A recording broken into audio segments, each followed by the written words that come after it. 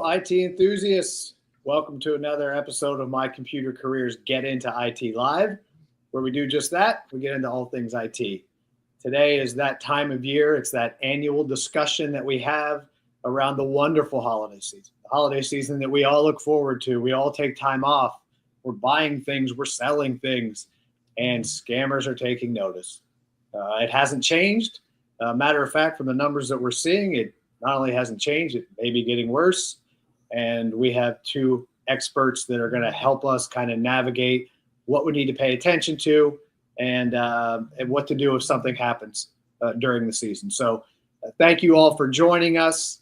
Always look forward to this topic because one, it means the holidays have arrived. And two, I think we know it helps a lot of folks.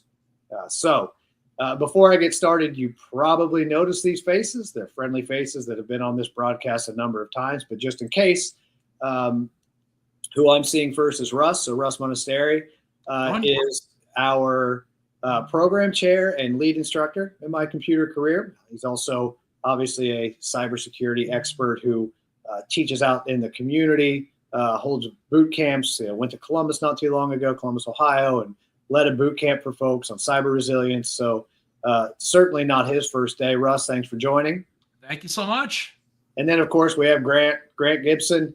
He is a lead instructor in our Cyber Warrior program and also a Marine veteran and a cybersecurity guru. He's quoted often in the media, thought leader in the space, great follow on LinkedIn. So also a wonderful person to tap into for this conversation. Grant, good to see your face again. Nice to see you too. I like to see that hair growing out a little bit. See what you're doing there. I wish I could do that. All right. So why don't we jump into the fun? Online holiday shopping is in full swing, which means the bad guys are in full swing, trying to take your money, even worse, your identity. We have some new threats to worry about this year, which you guys are going to talk about. But why don't we review some of the data that I kind of mentioned around the impact of cyber attacks and scams during the season. In 2023, online holiday shopping grew to $233 billion, just online. Bots and fake users also came out in full force, comprising 35.7% of all holiday shoppers. More than a third of holiday shoppers were bots and scammers. Consumers lost in the neighborhood of $75 million during the holiday season last year. And there's just a few more points that we'll get into later on. So Russ and we're going to get into all these topics. So why don't we just jump into it right now? All right, gents, for anyone watching who wonders how people are still falling prey to cyber scams in 2024, because as I mentioned, and we all talked about before we came on, we have this conversation frequently, especially during the holiday season. Why is it important? And I guess the question is, why are you out there telling everyone to stay extra diligent? Give us the one sentence version, easy for me to say, on why this continues to plague folks in 2024. All right. Well, cyber scams, they persist because scammers exploit human emotions like urgency, fear, greed, combined with tactics that are just evolving all the time. And this preys on people's trust and lack of technical awareness out there. Yeah, the scammers are good and they keep getting better. They've got AI on their side right now. They definitely pay attention to advertisements and advertising firms and what's working to sell products, right? And then they try to mimic that.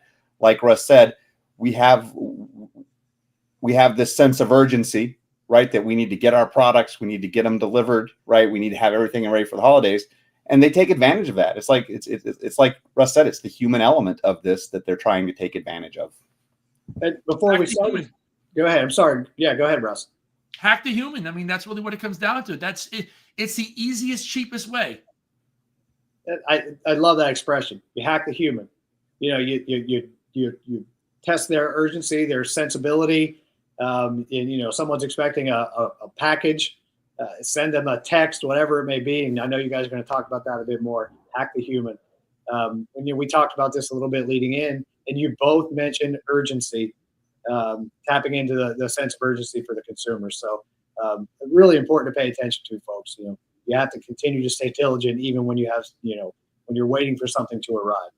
All right, so if I'm a buyer this holiday season, I'm out there, I'm ready to buy. What do I need to be wary of? What do I need to watch out for? Grant, you want to lead that one? Yeah, I mean, I'm sure Russ feels the same way, but it's the too good to be true stuff, right? If it's too good to be true, it is. There's no free iPad on the internet. There's no free iPhone. There's no free Samsung Galaxy. There's no free Xbox or PlayStation 5, right? They're not real. They're just trying to collect your information or get you to provide some credit card data so they can use that. And you just need to be suspicious of everything. All right. If you get a message, if you see an ad, if you see something and it just doesn't feel right, go to Best Buy's website as opposed to getting it there. Go to Walmart's website as opposed to getting it there. Don't just jump in and take that opportunity and think, hey, this got to be safe, right? Because there are many times it's not going to be safe, and you don't want to be one of those statistics. Love that. Russ? Aaron. Yeah. Gift card fraud is huge. Scammers, they might impersonate customer service reps or create fake contests, right? Asking you to purchase gift cards and share the card numbers as part of this, scheme there. So you really have to watch out for these types of scams that are out there. I even heard, and Grant, this might have been something you shared with me a while ago, that there are groups of bad guys that are actually going into physical locations, and they are replacing the physical gift cards with gift cards that are fraudulent that people are taking home and then signing in and scanning, and their information's getting compromised that way. Is that happening? Yeah, that's that and QR codes are the two big ones that they're using to kind of deceive you to go to the wrong place, right? To either create these false gift cards or put up false QR codes so that you go to the website that's not the real website, right? And you enter that personal information, and then they can take advantage of that. And that's one of those examples of kind of what's new. And I know we'll touch on that just a little bit more. But that's really interesting. Something else that consumers have to watch out for that you never would have thought. Aaron. Yeah. That QR code scam, it actually has a name to it. It's called quishing. Quishing. Quishing. Yeah. Very interesting, strange word, but it is a QR code scam. Yeah. So it's become so prevalent that now it has its own. It has its own name now. Yeah. Because let's face it, we'll scan anything. You put it in front of us, we'll scan it. Right. Yeah. I think Patricia shared on our TikTok channel a story about a parking meter, a series of parking meters somewhere where it had a fake sticker on the parking meters with a fake QR code. People would scan it, and then, of course, they're compromised. And the worst part about that is you're not just paying the scammer that's not really getting you that parking spot, but then you're going to get a fine from the parking spot for not paying them. You're going to get double hit on that one. It's terrible. It's a really good point. Yeah. All right. So this is something I didn't even think about. This is something I don't think that we brought up before. There aren't just buyers during the holiday season. There are people selling, obviously, from small shops to individuals to obviously large companies. Are cyber criminals issues for them as well? Absolutely. Yeah.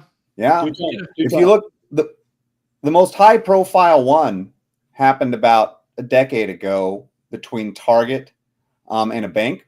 And the hackers came in and they pretended to be HVAC technicians, and they installed some malware into Target, right? And they were copying the credit card numbers that were going through. They when they got into the HVAC system and got the malware in there, they could see the credit card transactions, and they stole those credit card numbers over Black Friday, right? Think about how many people shopped at Target over Black Friday, and that was huge. I think it was Capital One was the bank involved in that, and then Target on the other side. But it was a huge issue at the time, and it's definitely the most high profile. But there's big money to be made, and they're all about it, right? When are they going to get the most money? They're going to get it next weekend. That is nuts. Also, fake buyers out there. Scammers pose as buyers to really exploit sellers by overpaying and then requesting a refund for the difference, or using a stolen credit card information for purchases. So, this leaves the seller financially and also reputationally exposed out there. So, you got to watch out for the fake buyers. Yeah, Russ, I'm really glad you brought that up.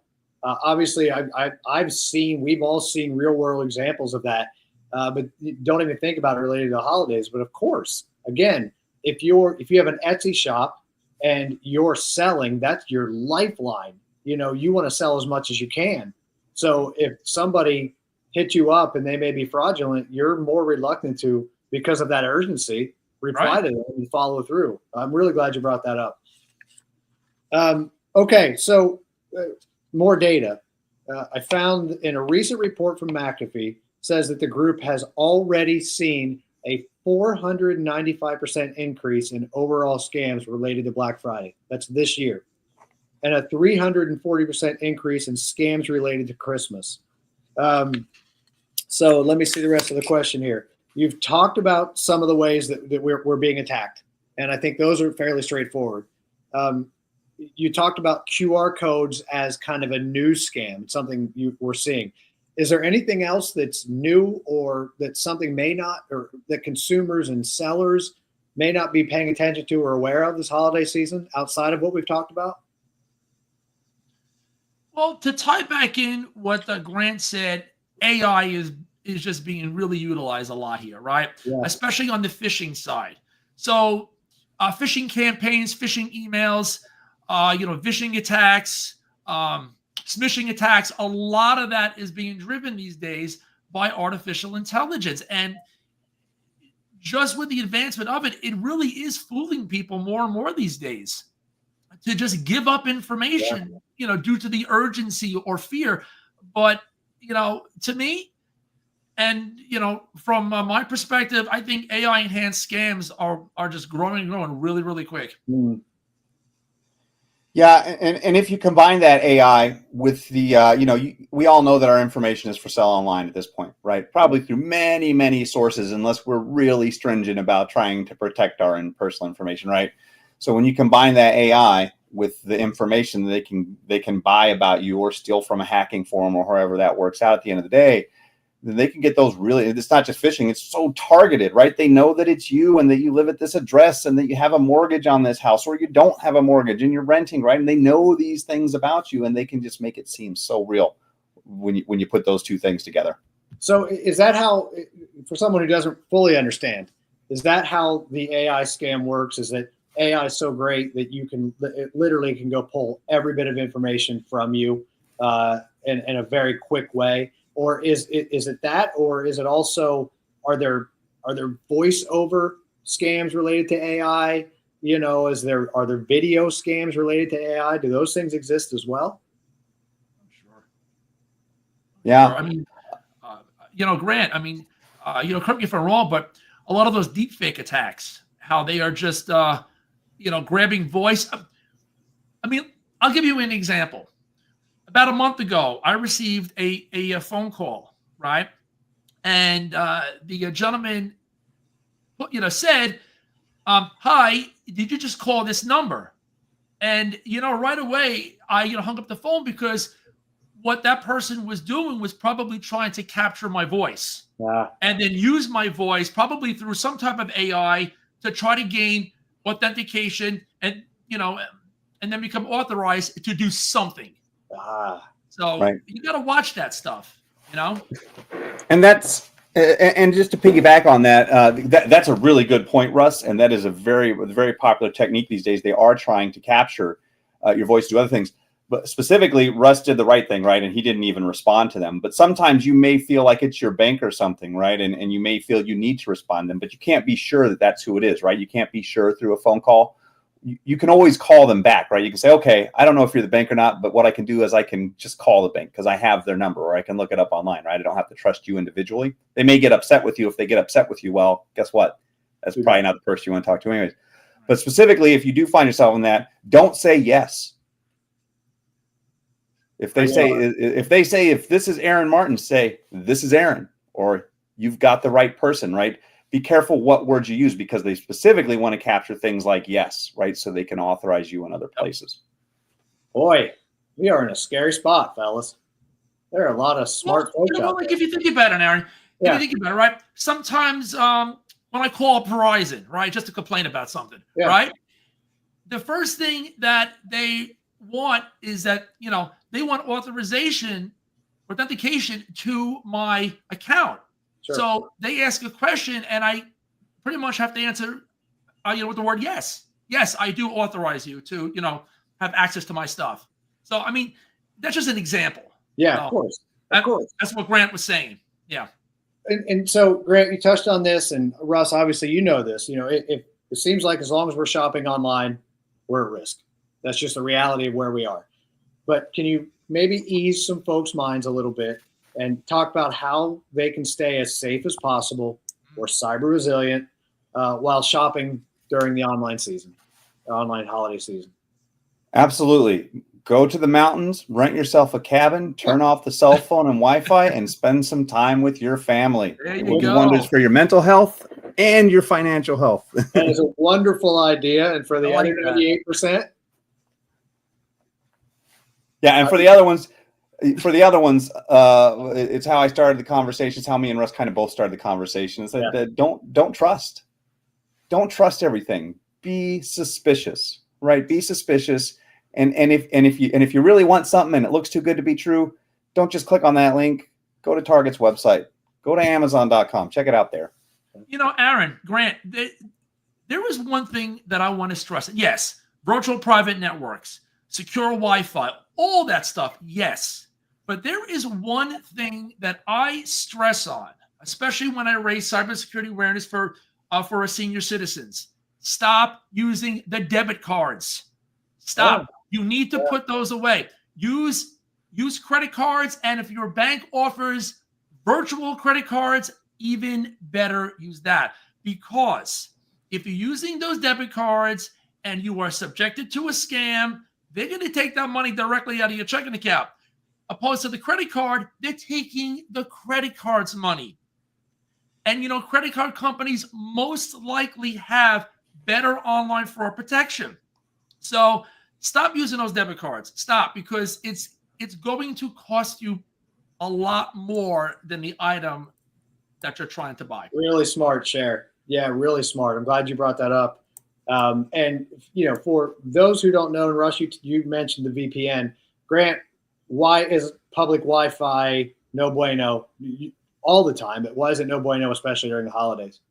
Yeah, so I can take my phone to the airport and I can call it, and I can get on an airplane and I can call it go-go Wi-Fi, right? Which if you've ever been on an airplane, you've probably seen some go-go Wi-Fi before. Right. And instead of you connecting go-go Wi-Fi, you can connect to my phone, which I can then use to trick you into thinking you're on it, and I can just track, and I can even do a pass-through. So I can let you go to the website, but I can just track all the information you're sending. I can track your credit card when you spend it. And there are more sophisticated ways people use that tools, but the problem is you don't know if you're actually on the right Wi-Fi or not, right? You don't know who else is on that Wi-Fi, even if you are on the right Wi-Fi, because you didn't use a password to log in, right? Yeah. Not at the airport, not at the bus station, not at Walmart. And so it's just a scary situation where you don't know if you can trust that. And security at the end of the day is all about who do you trust? I'm going to give you my money. I'm going to give you my credit cards. I'm going to give you my debit cards. How much do I really trust you? Got it. And Russ, what is a VPN? A virtual private network. It's basically an encrypted tunnel between your device, whether it's your computer, laptop, phone, to a VPN server, and everything that you send over that VPN wire, it is fully encrypted. Fully encrypted. Seems like a no-brainer. Seems like and most Wi-Fi routers have VPN features to it. So if you wanted to, you can VPN back into your own home, or you can go third party, like a NordVPN or one of those services out there. Got it. Yeah, love it. All right, so I read a data point. I mentioned it in our pre-chat. 1 of 3 shoppers have been victims of cyber scammers. 1 of 3 shoppers have been victims. That is a whole bunch of people. So if you're one of the unlucky ones, can you just talk about the steps you can take once you've been attacked? Yeah, Grant. You can start. Yeah. Well, it's partially depends on how you've been attacked, right? Were you tricked into going in a website and putting in your username and password and credit card information? Well, then you want to change your passwords, right? Usernames and passwords, and you definitely want to put a freeze on that credit card account, right? So that's one thing. If you've spent money on something and you realize that's scam, well, you're going to have to contact your bank or your credit card. Like Russ was saying, hopefully it was a credit card, because credit cards are easy to get that reversed than it is at a bank, right? It's much easier to submit a fraud claim for credit card company to the bank, so that you can try to get that money back, right, is what you want to do. But the first thing you want to do is identify how you've been attacked, right? Then you need to see what's affected: usernames and passwords, bank account, health information, right? What has been compromised? And then you want to reach out to the people who have that information and who use that information and make sure they're aware that this happened, and you make the changes to protect yourself. Yeah. I agree with that. And it's just constant monitoring. Make sure you are monitoring everything, all of your financial stuff. I can tell you, I have embedded a morning habit where I check all financial accounts every single morning to make sure there is nothing going on. I check credit cards, bank accounts, 401k stuff, all that stuff. Everything gets checked every single morning just to make sure. And also, based on what Grant said, depending upon how you got hit, you can always report the incident to the Federal Trade Commission if you really had to. I'm not sure what they're going to do, but it's good to raise that up there. There's stuff like that, but everything that the Grant said is pretty much true. But I'm going to recommend one thing here. When it comes to your passwords, and I'm going to piggyback off that, Grant, I so highly recommend a password manager. Okay, and that is part of October just passed, Cybersecurity Awareness Month, and one of those topics are passwords. And they're talking about password managers. I use 1Password. I've been using it for decades. I've never had a problem. I don't know, Grant, I don't know any of my passwords. None of them except for the vault. I only know the vault. So, for example, my Amazon, everyone's on Amazon, right? My Amazon password, I believe, is 30 characters long.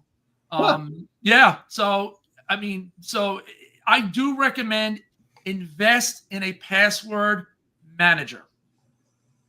Right.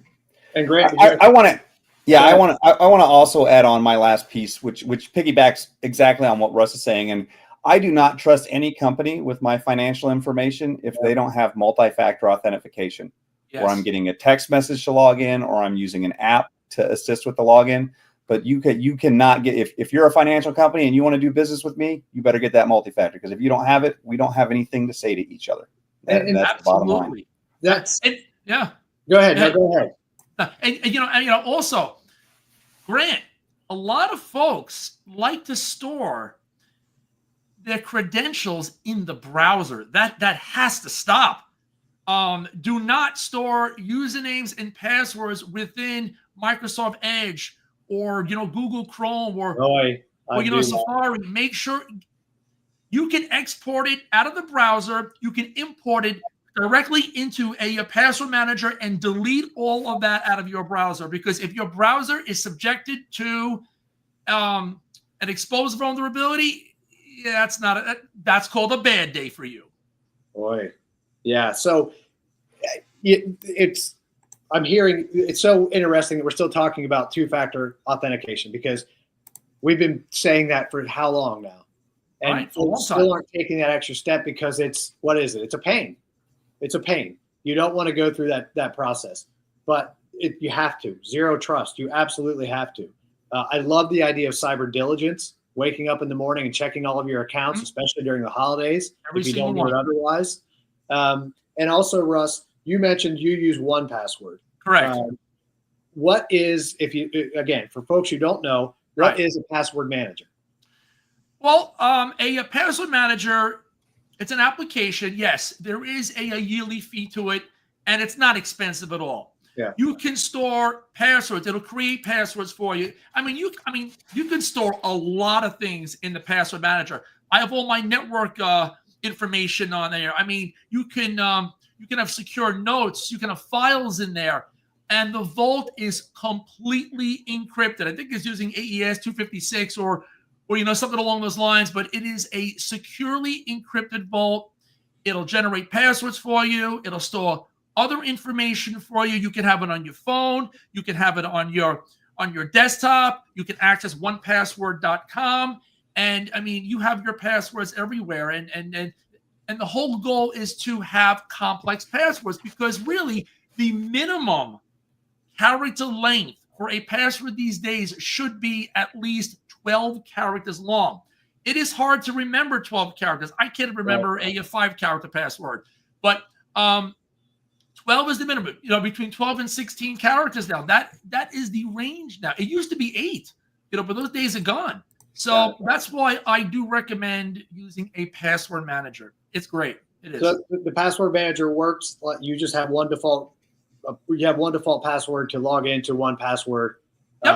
I only know the vault. And you want to make sure that your vault password is secure. If you don't want to use a series of number, uppercase, lowercase, number symbol, use a passphrase. Use a passphrase that that embeds a special symbol or numbers and all that. So, but that's the one password you really can't lose. There is a plan B for that. If you do lose it, trust me, there is. But you don't want to forget that password. Got it. All right. So, Grant, we're talking cybersecurity. For IT and cybersecurity geeks like us, I'm just wondering, let's talk about 2025. We're talking about all of these things that are happening and all of these attacks and the bad guys. But are there some cyber trends that we're going to see in 2025 that you think rise above others, one or two, or just one? Again, it's where we started. It's going to be the use, the creative ways that hackers figure out to use AI to get into our systems.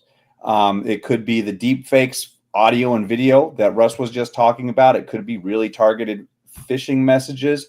It could be systems that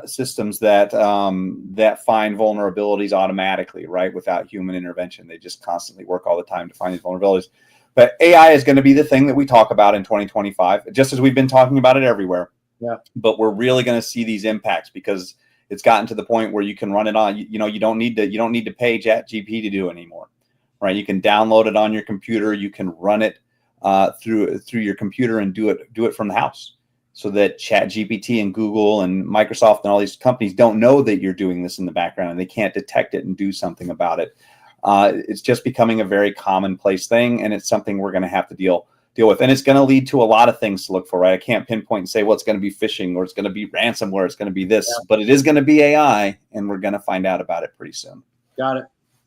Russ? I agree. AI-driven malware is going to be, more and more, and I mean, just the AI-driven approach, all in all, is going to cause a lot of headaches out there, a lot of company, reputational damage, huge losses, as far as financial. But just like Grant said, it's all going to be driven by AI, and that's what I see, in a 2025. I'm in the moving forward. Yeah. Really good to know. And it actually just made me think, Grant, so you were on here locally, you were on WRAL last night, yesterday evening, and you were talking about an attack on UNC campus. And I believe, if I have that correctly, a student was accessing fobs to gain personal information. But you said, you guys both said when we were talking ahead of this, that's really not that difficult. It's not necessarily something that's going to be a trend for 2025, but why was that something that WRAL focused on? Well, in this case, I don't know how much they were trying to steal personal data. If you've ever been to a hotel, right, and they give you a key card that wirelessly scans you in the room, not one of the ones you swipe, but one of the ones you just hold up to the door and it opens the door. Well, that's the security they're using on UNC campus, right? And so they were taking the little ID badges or key fobs in some instances, and they were cloning them because all it's doing is sending out a unique number, right? There's nothing advanced about it. It's not something that changes every time. There's just a unique number associated with it, and it scans it. And so if you can scan and replicate that number, you get the same access as that card.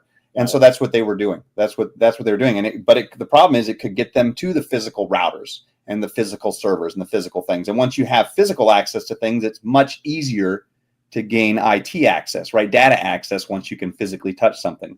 Right. So that and you know, what if someone got into the rooms, right? And I think that's what WRL was really worried about. Like, what if someone could just walk into your room anytime they wanted to, right? There's just no door that prevents you from going somewhere.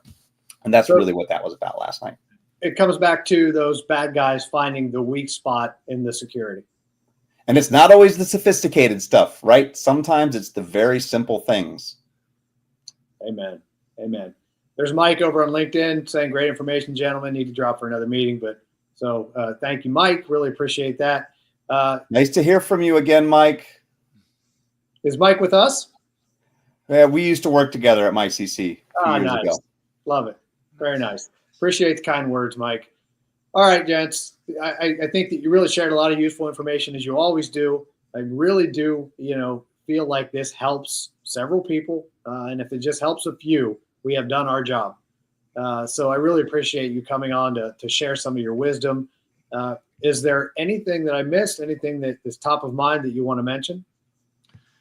I just want to mention one thing, because despite all this technological advancements out there and AI and all this stuff that we talk about, human error remains a huge vulnerability, and organizations really need to continue or start investing in cybersecurity awareness and training for their employees. It needs to be ongoing, and it needs to complement all that AI stuff that is out there. So again, humans are the weakest link, and companies need to continue to invest in their staff. Hack the human. Hack the human.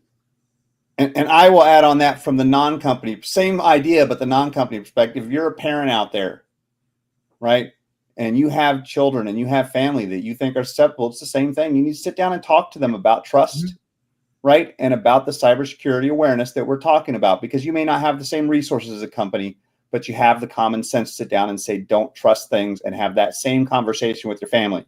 And if the organizations do it, and the family units, and we all sit down together and start having this conversation, having the talk, the cybersecurity talk, we'll be in a better position. Really smart. Sage advice, guys. Really appreciate it.